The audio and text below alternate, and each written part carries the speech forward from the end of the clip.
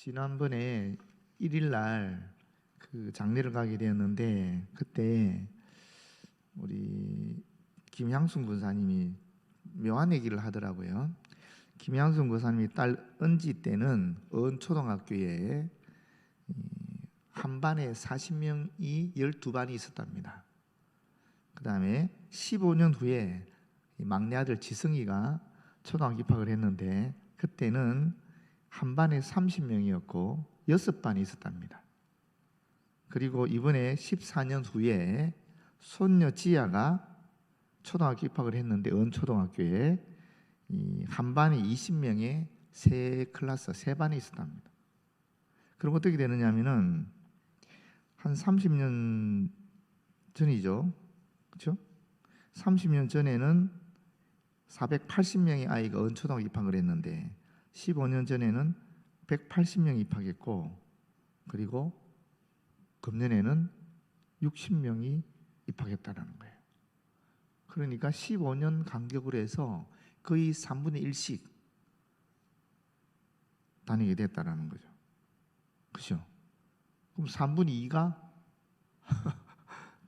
줄고 3분의 1이 지금 입학을 하게 됐다는 거예요. 그러니까 엄청난 거죠.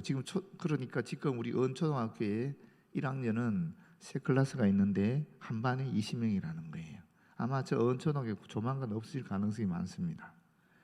비교적 그래도 우리 한빛 아파트는 아이들이 많은 편이거든요. 그런데 지금 그렇다라는 거예요. 실제로 이번에 우리나라에 이 합계 출산율이라 그러는데 그거는 뭐냐면은 여자가 아이를 낳는 일생 동안 아이를 낳는 그런 비율을 따지는 거예요. 그 합계 출산율이 금년에 0.72명이 될 것이다. 아니, 작년이죠 벌써. 작년에 0.72명. 금년에는 0.68명. 그렇게 지금 예상하고 있어요. 통계청에서. 그런데 통계청에서 말하기를 10년 뒤에 총 인구는 1.3% 감소하는데 유소년 인구는 33%가 준대요. 그런데 그 중에서 초등학교는 얼마 주느냐 하면 초등학교만 따지면 47%가 준다라는 거예요. 10년 이에. 그럼 지금 우리 언초등학교 애들이 10년 뒤는 몇 명이 남는다는 거예요? 아까 60명이니까 30명이 남는다는 거죠. 고령 인구는 51%가 증가한답니다. 굉장히 지금 심각한 상황인데 뉴욕 타임즈가 이런 얘기를 했어요. 한국의 인구 감소는 14세기 흑사병이 유럽에 몰고 온 인구 감소를 능가한다. 말도 안 되는 소리죠. 그렇지 않습니까? 지금 우크라이나가 전쟁 중이잖아요. 우크라이나보다 출산율이 떨어집니다.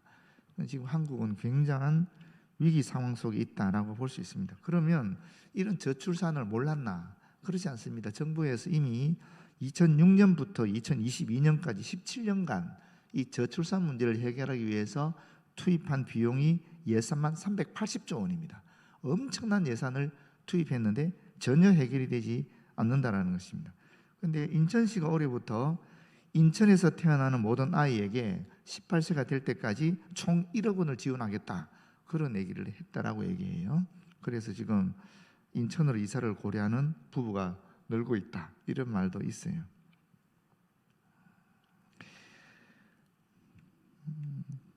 지금 이런 상황 속에서 우리가 어떻게 해야 될까 한번 생각할 필요가 있지 않겠습니까? 뭐 아이를 더 낳는 것은 젊은 층에 달려있는 문제지만 최소한 지금 현재 우리 교회에 출석하고 있는 아이들에 대해서 어떻게 해야 될까? 그렇지 않습니까? 아이들 숫자는 점점 줄어들고 있는데 우리 교회는 아직까지도 그래도 주일학교 다 있거든. 영유아부, 유치부, 뭐 초등 1부, 2부, 청소년 1부, 2부 또 청년 대학부까지 꽤 많은 아이들이 출석하고 있거든요. 그러니까 우리가 출산을 장려하는 건 좀 곤란할지 모르겠지만 최소한 우리 교회에 오는 아이들 그 아이들에 대해서는 신경을 써야 되지 않을까. 또 우리 교회 가정에 지금 젊은 부부들 속에 아이들이 많이 있거든요. 영유아부가 꽤 많이 늘었습니다. 그래서 2살 미만으로 아이들도 꽤 있습니다. 그런 아이들에 대해서 어떻게 해야 되나. 특히 우리 가정에 있는 자녀들에 대해서 우리가 어떻게 해야 될까. 뭐 예전에는 워낙 자녀들이 많았으니까 그렇지만 지금은 한 자녀가 너무나 소중하고 귀한 거예요. 그 아이들을 예수 믿게 하는 것이 너무나 소중하고 귀한 거예요. 그래서 오늘 부흥을 얘기할 때에 가정의 부흥이 뭐냐? 말씀드렸다시피 나보다, 부모보다 자녀들의 신앙이 더 좋아지는 것이 가정의 부흥이라는 것입니다. 이것이 오늘 우리의 목표가 되어야 될 줄 믿는데, 그러면서 오늘 말씀을 좀 보시기 바래요. 말씀을 보시면은 요시야가 왕위에 오를 때에 8세라고 얘기하고 있습니다. 사실 요시야가 왕위에 오를 때가 어떤 상황이냐면 국제적인 정세가 굉장히 좀 이스라엘을, 유다를 위협하는 세력들이 좀 약화됐을 때예요. 강대국인 아수르가 굉장히 위축이 되었고, 그 다음에 이 메대 제국이 태동하고 있었고, 신흥 강국이었던 바벨론이 이제 막 세력을 키워나가던 그런 때예요. 그러다 보니까 일종의 열강들이 주춤하게 된 때예요. 그러니까 요시야가 유다 왕국에서 종교개혁을 일으킬 수 있는 겁니다. 외부의 위협이 사라졌으니까 내부만 신경 쓰면 되는 거죠. 그럴 상황에 요시야가 왕이 되었는데, 여기 보시다시피 8세라 그랬습니다.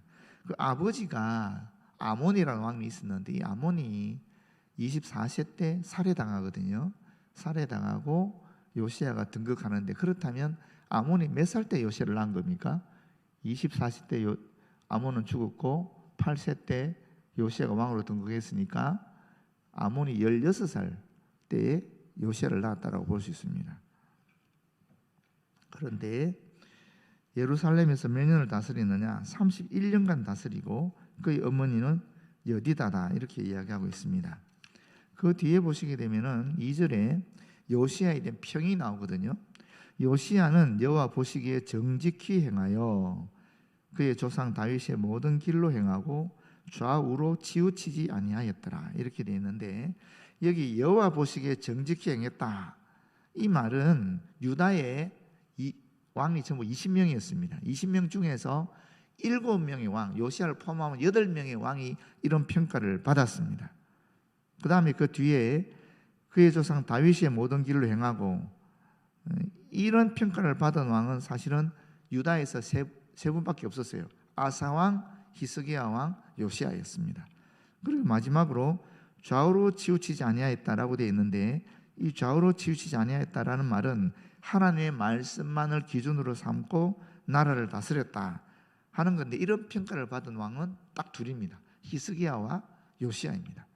그래서 이 유다 왕들의 평가에 있어서 20왕들 중에서 히스기야와 요시야만 유일하게 긍정적인 평가를 받은 분이에요.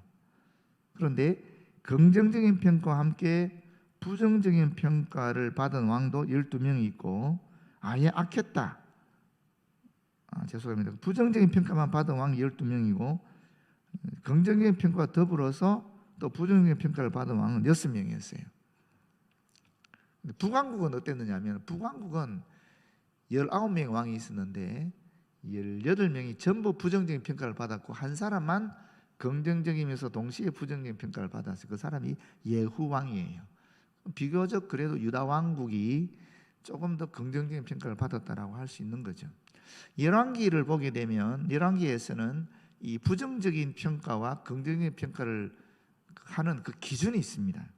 그 기준이 세 가지인데, 첫 번째는 뭐냐면 여호와 보시기에 정직히 행하는가, 두 번째는 다윗의 행적을 따랐는가, 세 번째는 우상 숭배의 근거지로 대표되는 산당을 재개했는가. 이 세 가지 평가에 따라서 긍정적인 평가를 했거든요. 더 간단하게 말하면은, 첫 번째는 여로보암의 뒤를 쫓았느냐 아니면 다윗의 뒤를 쫓았느냐, 이렇게 평가하기도 했습니다. 그런데 하여튼 요시야는 가장 좋은 평가를 받은 사람이에요. 히스기야보다 더 좋은 평가를 요시야가 받았습니다. 사실 요시야는 8살 때 왕이 되면서부터 하나님을 구하였고, 12살에는 우상을 제거하는 계획을 시행하였고, 그리고 지금 12살이 아니죠. 그리고 18년 차에 일었을 때는 율법책을 발견해서도 철저한 종교개혁을 행했는데, 요시아의 위대성이 어디 있느냐면은 이 율법책을 발견했을 때에 그 율법책의 내용이 유다 왕국이 멸망한다는 거였어요. 그럼에도 불구하고 그 율법책을 읽고 하나님께 옷을 찢고 회개하는 시간을 가지거든요. 그리고 온 백성들을 예루살렘에 모아서 율법책을 낭독하게 해요. 그러면서 더 철저한 종교개혁을 일으키거든요. 여기 참 요시아의 위대성이 있는 것은 유다 왕국의 멸망을 알았다라는 거예요. 알았음에도 불구하고 율법책을 계속 지키면서 종교개혁을 철저하게 행했다는 것입니다. 요시아가 했던 다른 왕들과 다른 그런 계획의 일환이 있는데, 그게 뭐냐면 유월절을 준수했다라는 거예요. 여러분, 우리가 유월절 얘기 많이 들었잖아요. 그런데 이스라엘 왕국에서는 유월절을 잘 지킨 줄 알고 있잖아요. 전혀 그렇지 않습니다. 성경을 보면 묘한 얘기가 있는데 23장 21절 23절 말씀 중에 사사가 이스라엘을 다스리던 시대부터 이스라엘 열왕의 시대에든지 유다 열왕의 시대에든지 이렇게 유월절을 지킨 일이 없었더라, 이렇게 얘기하고 있어요. 그러니까 유월절을 안 지켰다라는 거예요. 안 지켰는데 요시아 때 유월절을 지켰다라는 거예요. 그게 요시아가 가장 좋은 평가를 받는 이유 중에 하나입니다. 그런데 여러분, 제가 이 요시아 얘기를 왜 하느냐 하면은 죄송합니다. 요시아의 아버지가 누구냐면 아몬이라고 그랬죠. 아몬의 아버지가 누구냐면 므낫세예요. 므낫세의 아버지는 누구냐면 히스기야입니다. 히스기야의 아버지는 아하스예요. 그런데 아하스는 악한 왕, 히스기야 선한 왕, 므낫세는 이스라엘 역사를 통해서 가장 악한 왕. 아몬, 므낫세처럼 악한 왕. 요시야, 이스라엘 전체 역사를 통해서 가장 선한 왕. 뭔가 좀 이상하지 않습니까, 여러분? 그렇지 않아요? 우리가 일반적으로는 그렇게 돼야 되는 거 아닙니까? 훌륭한 아버지 밑에는 훌륭한 아들이 나와야 되는 거죠. 그리고 나쁜 아들 밑에는 안 좋은 애가 나와야 되는 거잖아요. 근데 여기는 이상하게 그렇게 돼 있어요. 악한 아하스 왕 밑에 선한 히스기야가 나오고, 선한 히스기야 밑에 최고로 악한 므낫세가 나오고, 므낫세의 또 악한 왕 밑에 아몬은 또 악한 왕이 나오고, 또 아몬의 아들 요아스는 8살에 왕이 됐는데도 가장 선한 왕이라는 거예요. 여러분, 우리가 이걸 어떻게 봐야 되겠습니까? 사사들 중에 가장 위대한 사사가 누구였죠? 사무엘이었거든요. 사무엘. 근데 사무엘의 아들들은 또 그렇게 선하지 않았어요. 악했어요. 그래서 이스라엘 백성들이 사무엘에게 와서 당신이 보다시피 당신 아이들이 문제가 있지 않느냐, 그러니까 우리에게 왕을 달라, 이렇게 얘기하거든요. 뭔가 이상하잖아요. 이게 우리도 마찬가지예요. 지금 우리가 저도 포함되죠. 저도 목사로서 정말 주님 바라보고 살아가고 있는데, 과연 우리 아이들이 나만큼의 신앙을 가졌을까? 약간 회의적이거든요. 나만큼의 신앙은 아닌 것 같거든요. 아직까지. 앞으로 어떻게 될지 모르지만. 여러분 어때요? 여러분의 자녀들이 여러분보다 더 신앙이 좋나? 그런 분도 우리 교회는 많이 계시는 것 같아요. 솔직히 제가 봐도. 그렇지만 대다수는 아니다라고 생각하실 거예요. 그러면 어떻게 이런 일이 일어나느냐는 거예요. 어떻게 이렇게 되었을까?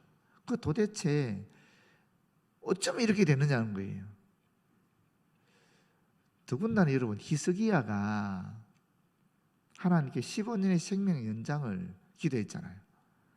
그럼 하나님이 엄청난 은총을 받은 거잖아요. 기적을 체험한 거잖아요. 그때 난 아들이 므낫세입니다. 히스기야가 15년의 생명 연장을 받고 12년 차에, 아마 12년 차, 13년 차에 태어난 애가 므낫세예요. 그런데 그렇게 악할 수가 없을 만큼 악한 왕이거든요. 므낫세는 정말 대단하게 악한 사람이었어요. 선지자들, 심지어 선지자 이사야를 죽였다 그러고, 여호와의 전에 바알의 신상을 세우고 바알의 제단을 세우고, 아세라 여신인데 그 아세라 여신도 세우고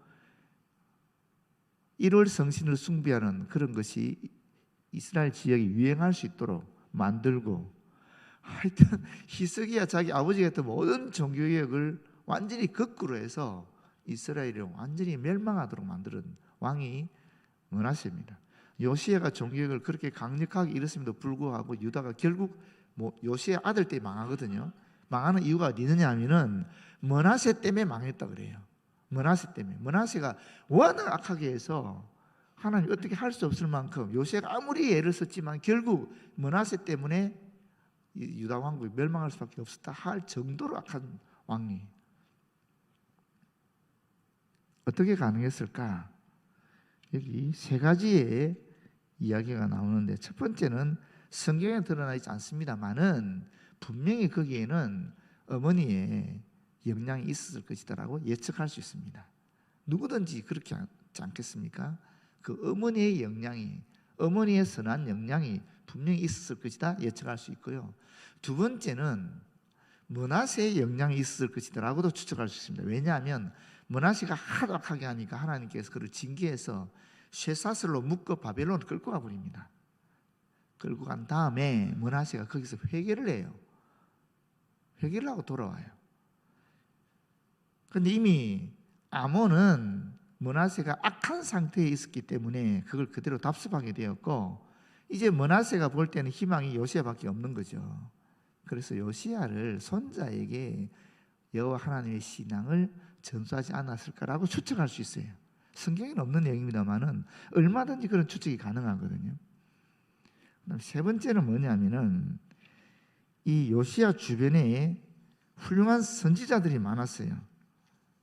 보시게 되면은 첫 번째가 나훔입니다.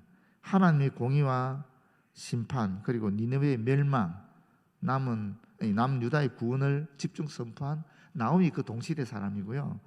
또 만연한 우상 숭배와 극심한 타락을 질타하면서 여호와의 날이 있을 심판과 구원을 선포한 그 스바냐 선지자가 같은 동시대 사람인데, 특별히 스바냐는 왕족 출신입니다.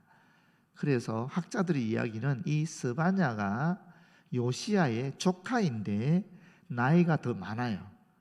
그래서 왕족이고 또 친척이기 때문에 아마 스바냐가 요시야에게 많은 영향력을 끼치지 않았을까라고 추정할 수 있습니다. 그 다음에 또 누가 있느냐면 눈물의 선지자 예레미야가 요시야 시대 인물입니다. 그리고 마지막으로 의인은 믿음으로 말미암아 살리라 하는 것을 역설한 사색의 선지자 이 하박국이 같은 동시대 인물입니다. 그래서 이 요시야 시대에 이런 훌륭한 위대한 선지자들이 많았던 거예요. 그래서 그 영향이 있지 않았을까? 계속적으로 선지자들을 통해서 하나님의 말씀이, 예언의 말씀이, 하나님의 뜻이 요시야에게 계속 들려졌기 때문에 요시야가 그 영향을 받아서 이런 일을, 종교개혁을 일으키지 않았을까? 가장 선언안이 되지 않았을까? 이렇게 추정한다는 거예요. 충분히 가능한 얘기 아니겠습니까? 그렇기 때문에 지금 우리가 어떻게 우리 자녀들을 또는 우리 교회 오는 다음 세대들을 바르게 양육해서 우리보다 더 좋은 신앙의 상태로 가져갈 수 있겠는가?